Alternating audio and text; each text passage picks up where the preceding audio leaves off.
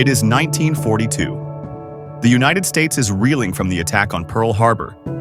Young men across the country are rushing to enlist.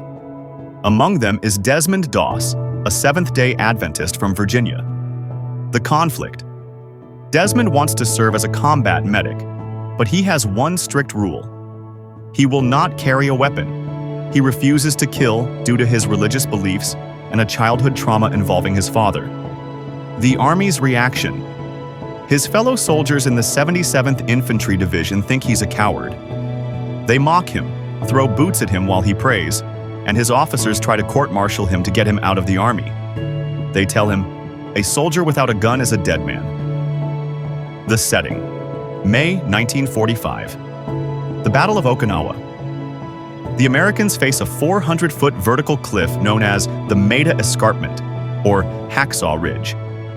At the top of this cliff is a plateau filled with thousands of Japanese soldiers hidden in caves and tunnels. The horror. For days, the Americans try to take the ridge. Every time they reach the top, they are met with a wall of lead. The ground becomes a meat grinder. Blood turns the soil into mud. The turning point. On May 5th, a massive Japanese counterattack breaks the American line. The order is given to retreat immediately. The Americans scramble back down the ropes and ladders of the 400-foot cliff. As the smoke clears, the officers realize that 75 wounded American men have been left behind at the top. They are lying in the dirt, unable to move, while Japanese patrols move across the ridge to finish off the survivors. Everyone assumes those 75 men are dead, but one man stayed behind. The impossible feat. For the next 12 hours, alone and completely unarmed, Desmond Doss crawls through the mud and fire. He finds a wounded soldier, drags him to the edge of the 400-foot cliff, and fumbles to create a rope sling. He lowers the man down to the safety of the beach below.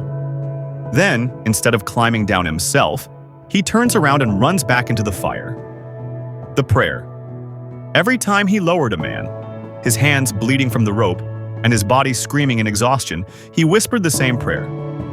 "Please, Lord, help me get just one more." He did this 75 times. He even rescued several wounded Japanese soldiers who were left in the crossfire, treating their wounds with the same care as his own brothers. The next day, the Americans retook the ridge. They were inspired by the man they once called a coward. Desmond Doss was eventually wounded by a grenade and a sniper's bullet, but he survived. The recognition. In October 1945, President Harry Truman stood before Desmond Doss.